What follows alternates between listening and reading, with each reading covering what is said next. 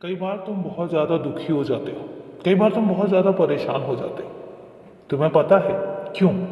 तो आज मैं तुम्हें तुम्हारे दुख का और कई बार तुम्हारी परेशान हो जाने का कारण बताता हूँ। तुम्हारे दुख और तुम्हारी परेशानी का कारण अगर कुछ बनता है तो वो है उम्मीद।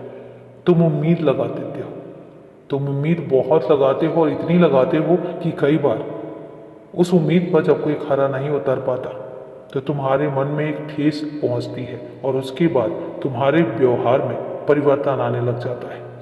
कितनी आसानी से तुम किसी से उम्मीद लगा लेते हो, जबकि मैं तुमसे कहता हूं किसी से भी उम्मीद मत करो, कोई उम्मीद मत करो। और जब वह टूट जाती है तो फिर तुम बहुत दुखी हो जाते हो और टूटते भी हो। तुम्हारे व्यवहार में वो टूटना झलकने लग जाता है। पहली बात, किसी भी रिश्ते में उम्मीद क्यों?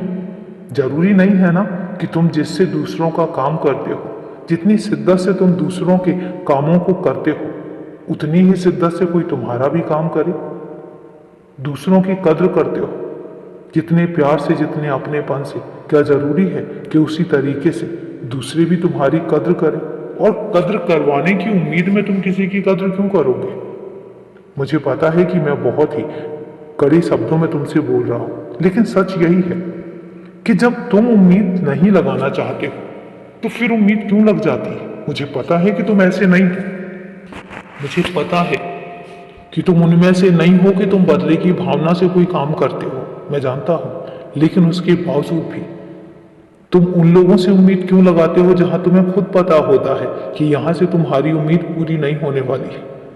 मैं जानता हूं कि जब तुम किसी का कोई काम करते हो तो जब तुम्हें मौका मिलता है और जब तुम्हें जरूरत होती है और वो लोग तुम्हारे काम में तुम्हारा हाथ नहीं बटाते तो तुम्हें तकलीफ होती है। लेकिन मैं तुमसे एक बात कहता हूं कि वो तो ऐसे ही हैं, तुम जानते भी हो, तुम्हें पता है कि वो ऐसे ही रहेंगे। फिर उसके बाद खुद को तकलीफ देने के लिए उम्मीद क्यों लगाना? मत लगाओ, मेरी बात मानो। आज के बाद उम्मीद मत लगाओ। जितना तुम कर सकते हो अपनी तरफ से करो और खुश रहो, हमेशा खुश रहो। और अभी के लिए शुभ रात्रि मेरे बच्चे।